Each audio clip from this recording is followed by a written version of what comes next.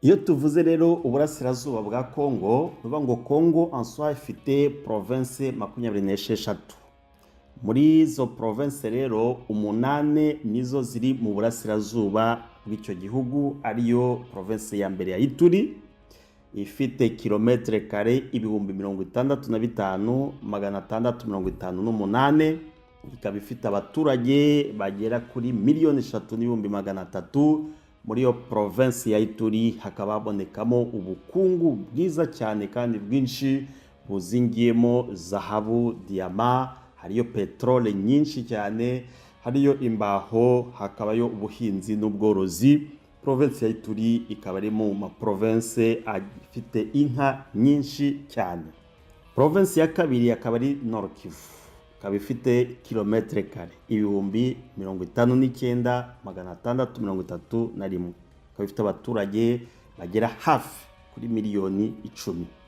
Province ya Nord Kivu ikaba ifite coltan, ifite zahabu, ifite casterite, ifite wolfram, ifite pyrochlore, ikaba ifite uranium, ikaba ifite cuivre, cobalt, hariya za Beni, ikaba ihafite petrole, ikaba ifite gaze hariya muri kiyaga cya Kivu, ikaba ifite ubuhinzi buhinga ikawa n'icyayi, ubworozi muri Masisi, ikaba ifite uburobyi hariya mu kiyaga cya Kivu, mu kiyaga cya Lubere, n'ubucuruzi transfrontalier, kuko ifite amadouane menshi cyane turi buze kuvugaho mu kanya. Hakaza province ya Sud Kivu ku mwanya wa gatatu muri province ziri nyine mu burasirazuba bwa Congo. Province ya Sud Kivu yo ifite kilometre kare ibihumbi 65,170, nayo ikaba hafi ku baturage miliyoni 7. Hakaboneka y'ubukungu bwa coltan, bwa zahabu, hariya za Mwenga, za Shabunda, za Fizi, irahari nyinshi cyane. Hakaba ariyo gasegereti, hakaba ariyo ubuhinzi nabwo, ubuhinzi bw'ikawa cyane cyane hariya muri Kalehe, hariya ikawa nziza cyane ikundwa mu mahanga. Hakaba bafite nabo ubworozi hariya muri Haut Plateau ya Minembwe. Hakaba bafite nabo uburobyi muri Lake Kivu no muri Lake Tanganyika. Province ya kane akaba ari Maniema, ikaba ifite kilometre kare ibihumbi 132,520, ikaba ifite abaturage bagera hafi kuri miliyoni 2,200,000. Nayo Maniema ikaba ikungahaye cyane kuri zahabu, hariya za Salamabila habayo zahabu nyinshi cyane. Hakaba bafite gasegereti, bakaba bafite na diama na cuivre n'imbaho, kuko hari amashyamba menshi, forêt équatoriale, ari imbaho nyinshi cyane, iyo bita bois rouge, bois noir, hariya muri Maniema ziraboneka cyane. Akaba ari province ya Tanganyika, nayo ifite kilometre kare ibihumbi 134,940, ikaba ifite abaturage bagera nko kuri miliyoni 3. Hakaba ariyo ubukungu bwa lithium ngo bukaba ari ikintu gishakishwa cyane mu gukora amabateri y'amamodokari, amabateri y'amadrone. Hakaba hariyo gasegereti, hariya za Manono, hakaba bafite coltan, hakaba bafite ubutare bwa fere, nayo hakaba arimo cuivre, nabo bakaba bafite ubuhinzi n'ubworozi, hakaba ariyo n'uburobyi, kuko Tanganyika ifite ikiyaga cya Tanganyika n'ibindi biyaga bito tutabasha kuvuga amazina yose ahangaha. Hakaza province ya gatandatu rero ariyo province ya Chopo, hari Kisangani. Chopo ikaba ifite kilometre kare ibihumbi 199,567, ikaba ifite abaturage bagera kuri miliyoni 2,500,000.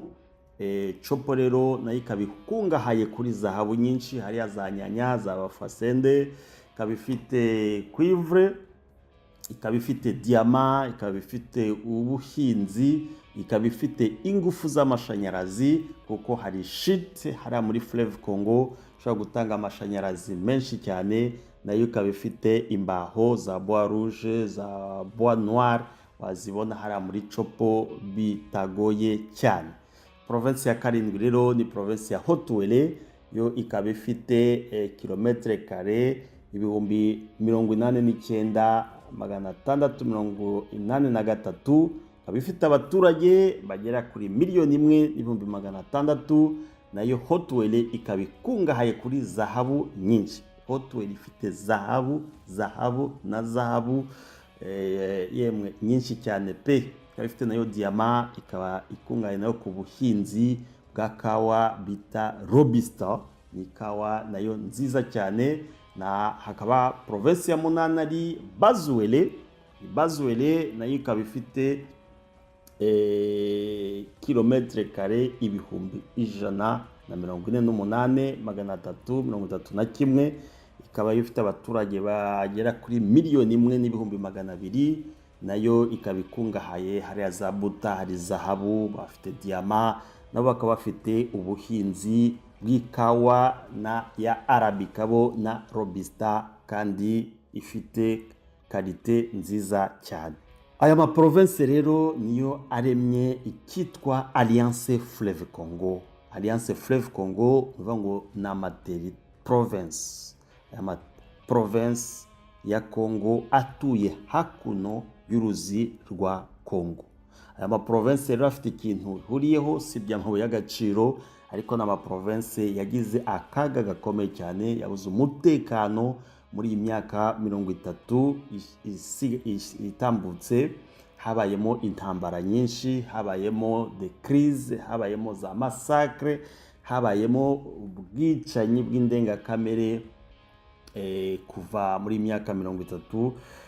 Ariyo mpamvu dukomeje kuvuga ati se kuba izi province zavamo igihugu kigenga ntago byatanga igisubizo kiri durable, kuko intambara zose zabayemo, izo massacre zose zabaye, cyane cyane zagiye ziba instrumentalize na leta ya Kinshasa. Turaza kubisobanura byagiye bigenda bite, hari hashakwa iki, haba kubwa Kasavubu, haba kubwa Mobutu, haba kubwa Laurent Désiré Kabila, haba kubwa Joseph Kabila Kabange, n'ubu kujya cha Tshisekedi. Aya ma province yose aracyarimo intambara, aracyarimo umutekano muke, niho hari ama groupe armé arenze cyane par rapport yandi ma province. Tuvuze ko na Bandundu nangwa Equateur na hatari umutekano muke, ariko ufasha ama province yose kuva Ituri, Nord Kivu, Sud Kivu, Maniema, ukagenda Tanganyika, ugafata Chopo, Haut-Uele, Bas-Uele, niyo ma province yabayemo umutekano muke cyane, batigeze bagira amahoro n'umwaka umwe kuva muri za 90.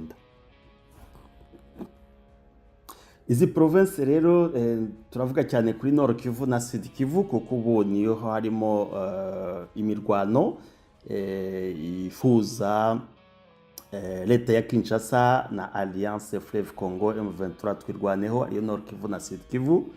Izi province ko ari ebyiri zifite akamaro gakomeye cyane kuri leta ya Congo, kuko Nord Kivu yo yonyine mu mutungo ifite muri ya mitungo navuze ikontribuwa purusa 6 kuri budget national igihugu, 6% ya budget national. Naho province ya Sud Kivu ikontribuwa purusa 5. Ngo province ya Nord Kivu na Sud Kivu zo zombi zitanga umusanzu kuri budget ya leta ya Kinshasa ku rwego rwa purusa 11.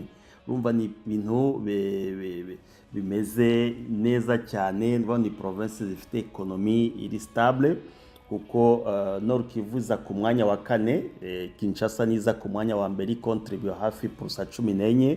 Hagakurikiraho province ya Haut-Katanga, Lubumbashi contribute kuri budget national purusa 10. Hagakurikiraho Congo Central, la Matadi, kuko ifite port ya Matadi, kagira na port ya Banana, zikontribuwa kuri hotel ya purusa 8. Nord Kivu niza ku mwanya wa 4 avec 6%, Sud Kivu ku mwanya wa 5 avec 5%. Ugandima province rero abafite ama pourcentage ari. Alors Nord Kivu ifite imipaka nangwa amadouane korerwaho ubucuruzi, cyaho ibicuruzwa byinshi, twavuga nka douane ya Ishasha ikontribuwa ku rwego runini.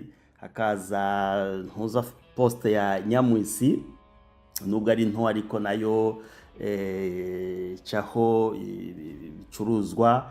Hakaza hari frontiere ya Gihorobo, hari frontiere ya Kitagoma, hakaza douane ya Bunagana, ari parmi amadouane akomeye cyane mu burasirazuba bwa Congo. Hakaza poste frontalier ya Buhumba, nayo mine de rien, hari Kabuhanga. Hakaza petite barriere, hakaza na grande barriere. Nivuga ngo azaya na madouane yinjiriza province ya Nord Kivu, kandi izi zose ubu ngubu zikaba ziri sous administration ya AFC M23. Usibye ya madouane rero ifite port ya Goma, ikagira na port ya Kituku. Usibye ibyo ikaba ifite DGI, Direction Générale des Impôts, ifata des impôts bita des impôts directs, des impôts indirects, amasosiyete y'abantu. Ikaba ifite DGRAD niyo ifata imisoro iva mu bintu bya administration muri justice, zo bita les recettes domaniales. Ikaba ifite OCC, Office Congolais de Contrôle, ikagira SNL, zose niyo ntuzani zitanga amafaranga. Ikagira Regideso, ikaba ifite Sonance, ikaba ifite DGRNK. Kwa DGRNK ni ikigo cya province kirebana n'imisoro, iva muri ibintu bya transport, iva muri environnement, iva mu bya commerce, iva mu bya agriculture, bya élevage, muri économie na tourisme. Ikabagira service za foncier, nuko ngo ubutaka, iva mu byo bita de taxe à valeur ya hypothèque. Ikagira service ya mine rero, mine zose twabwiye za colta, za casterite, za wolfram, za tourmaline, za diamant, za pyrochlore. Donc province ya Nord Kivu ni province ikize cyane, bituma ubwigenge bwayo bwatuma iba igihugu gikomeye cyane kurusha n'ibihugu bimwe by'ibihangange byo ku isi.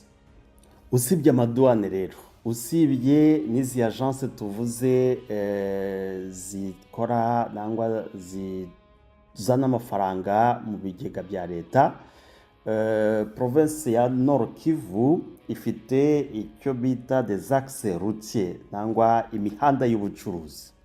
Imihanda y'ubucuruzi rero ivamo amataxe bita za fonere, taxe y'imihanda. Ngo hari axe par exemple twavuga nka Goma, Sake, Kichanga kugera Pinga. Ni axe icamo imodokari nyinshi cyane mu byerekeranye n'isi axe nyine zituvuzaga zintuza z'ubucuruzi. Ugafata axe ya Goma, Sake, Karuba, Ngungu. Ugafata axe ya Goma, Sake, Bihambwe, Masisi, Centre, Nyabyondo, ukagenda Kibua, Walikale, umuhanda ukagera hitwa Osokari. Ugafata axe ya Goma, Kibumba, Ruchuru, Bunagana. Ugafata axe Goma, Kibumba, Kiwanja, Nyamirima, Ishasha.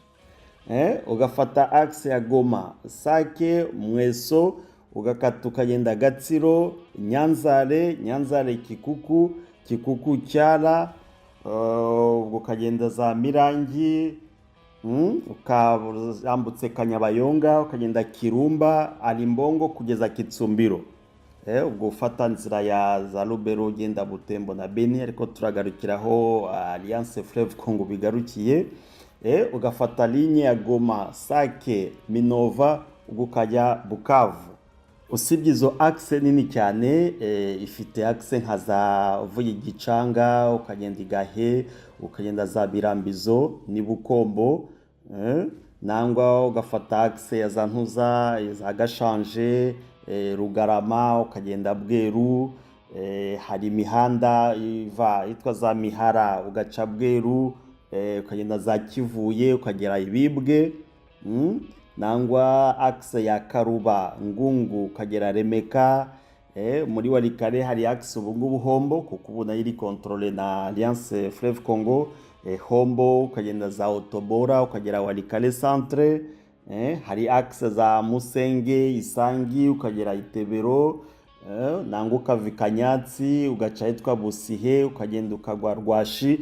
Aya yose ni ama axe y'ubucuruzi na axe zikomeye cyane ziri très mouvementé, ku buryo zakontribuwa ku rwego rukomeye cyane muri ekonomi ya Kivu.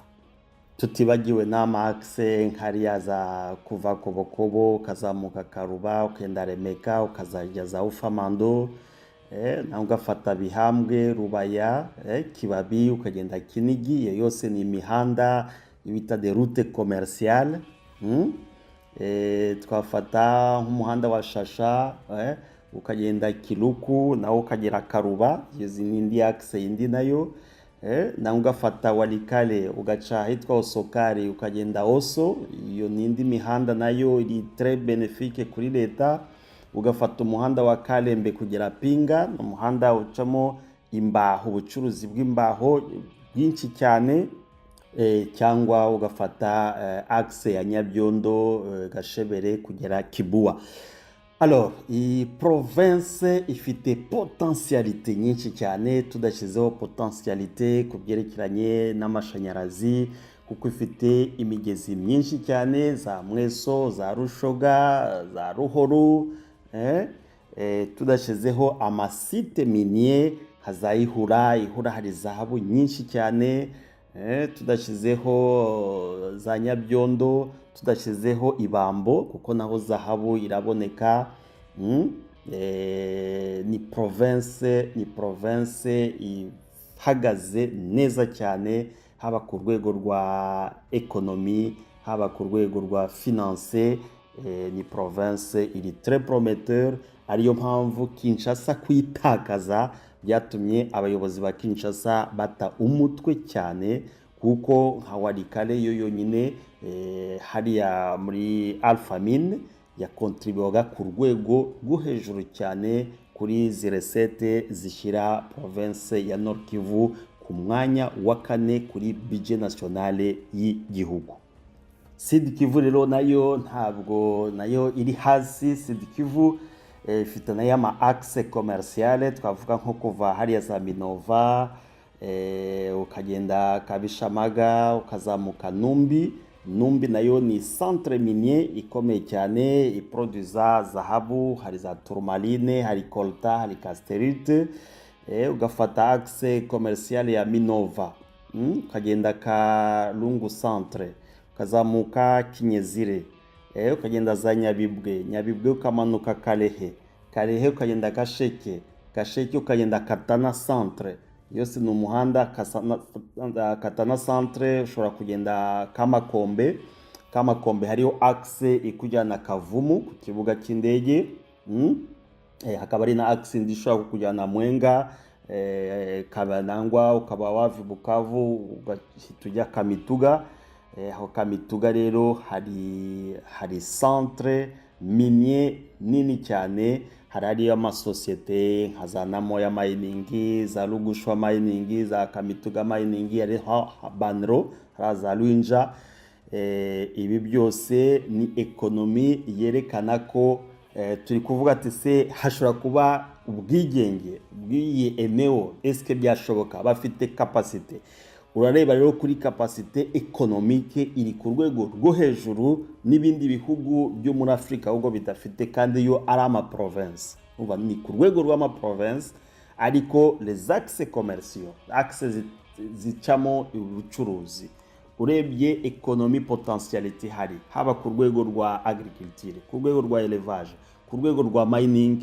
Zi province zombi nizo ntanzeho exemple mwahira ama province yose 8 ari muri Alliance Fleuve Congo. Urumva ko ekonomi yazo iri hejuru, ku buryo kuva ngo habaye ubwigenge ntabwo rwa ngo yaba ari igihugu gikennye, ahubwo cyaba ari igihugu cyaba model mu bihugu byo muri Afrika y'Iburasirazuba na Afrika yo hagati. Tugiye ku rwego rero rw'umutekano, kuri defense sécurité, ngo ni province zifite ubushobozi bwo kurinda ubusugire bwazo, kuko ubu ngubu Alliance Fleuve Congo muri izo province ikontrola region militaire ebyiri ariyo 33e region militaire ya Sud Kivu na 34e region militaire ya Nord Kivu, kandi iyi 34e region urumva ifite kapasite y'uburinzi nka Walikale nibura Walikale muri programme ya Ministère ya Défense. Bon, nubwo kuri tele byari ibindi, ariko muri programmation yuvuga ko Walikale ifite brigade eshatu, ko Walikale yonyine ifite kilometre kare hafi 24,000, umva irabura kilometre 2,000 gusa kugira ngo ingane n'u Rwanda. Walikale yo yonyine muri programmation ya Ministère ya Défense uba ngo bapanga ko ishobora kurindwa na brigade eshatu, Masisi ikaba rindwa na brigade ebyiri, Ruchuru brigade ebyiri, Nyiragongo brigade imwe na Goma brigade imwe, ariko ibumbiyemo Air Force kurinda ikibuga cy'indege cya Goma, Navy Force yo kurinda ikiyaga cya Kivu, ikiyaga cya Albert, n'ikiyaga cya Ituri.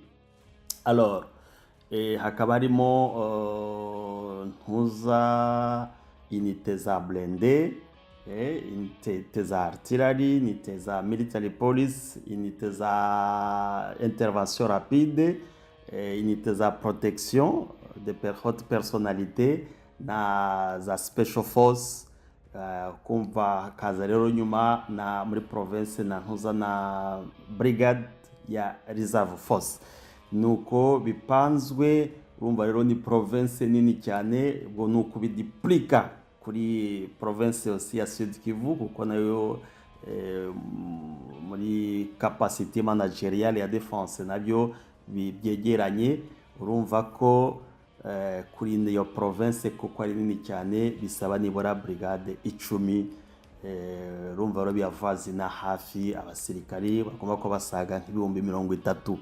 Urumva rero ni igihugu kizima, ni igihugu ko hari n'ibihugu bidafite na kapasite y'ingabo zingana nk'izo ngizo. Urumva ko Nord Kivu na Sud Kivu byonyine bishobora kwavazina neza hafi ibihumbi 60 by'abasirikari.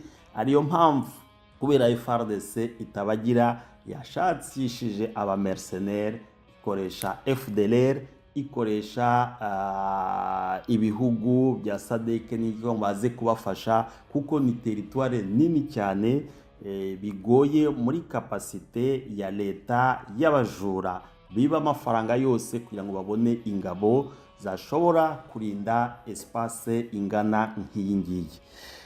No ku rwego nzego z'umutekano nabyo nibyo, yaba migration, yaba sécurité intérieure, yaba polisi, ni province zisaba main d'œuvre nini cyane. Donc urumva ko bishobora kuba biri muri capacité y'ibihugu, ahubwo bisaga n'ibihugu, kuko densité y'abaturage ni benshi, harimo capacité ya ekonomi iri ku rwego rwo hejuru isabwa kurindwa ku buryo bukarishye cyane.